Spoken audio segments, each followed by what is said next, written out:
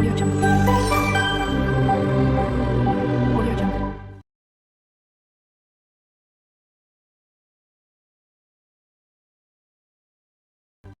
আসসালামু আলাইকুম, সবাই কেমন আছেন? আশা করি সকলে খুব ভালো আছেন। আলহামদুলিল্লাহ আমিও খুব ভালো আছি।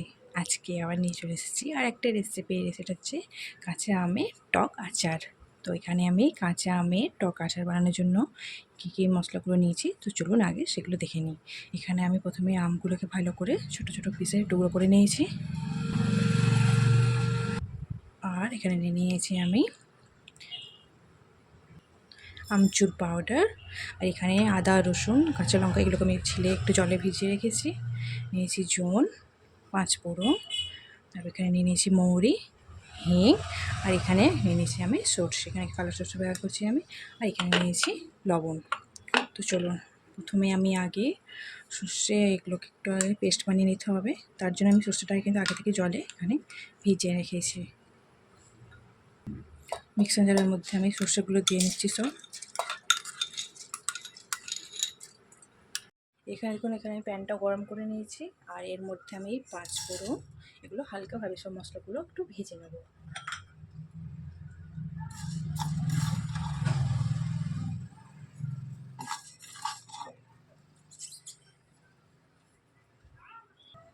দুটো শুকনো লঙ্কা আর এই যে মৌরিটা ছিল এগুলো সব একসাথে আমি ভালোভাবে ভেজে নিচ্ছি।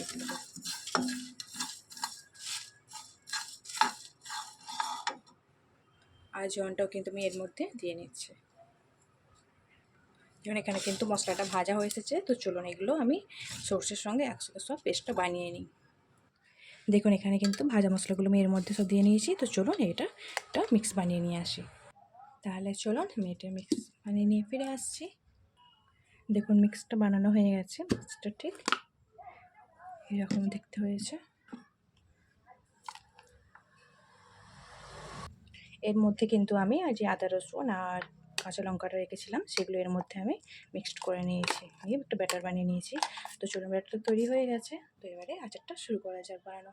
তো তার জন্য প্রথমে আগে আমি এখানে কড়াইতে আমি এখানে সর্ষের তেলটা গরম করতে দিয়ে নিয়েছি। এর মধ্যে দিয়ে নিচ্ছি আমি একটু হিং,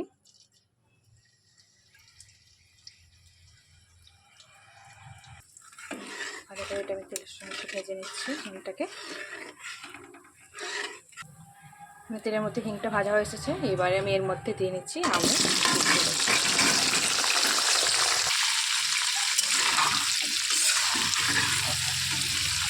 এবার এর মধ্যে দিয়ে নেবো পরিমাণ মতো লবণ।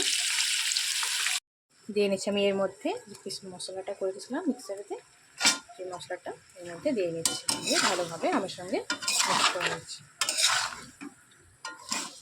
আর এর মধ্যে দিয়ে নিচ্ছি একটু কাশ্মীরি 1 চামচ লাল লঙ্কার গুঁড়ো।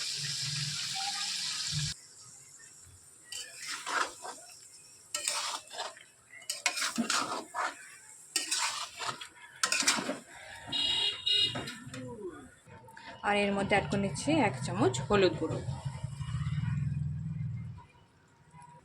আর দিয়ে নিচ্ছি 1 চামচ আমচুর পাউডার। দিয়ে নিয়ে ভালোভাবে এগুলোকে আরেকবার ভালো করে মিক্সড করে নেব। এইভাবে আচার বানালে কিন্তু রোদ লাগানোর কোনো ঝামেলাই থাকে না। আচারটা বানিয়ে নিয়ে আপনি বয়মের মধ্যে বছরের পর স্টকে রাখতে পারেন। আচার খারাপ হওয়ার কোনো ভয়ই থাকে না।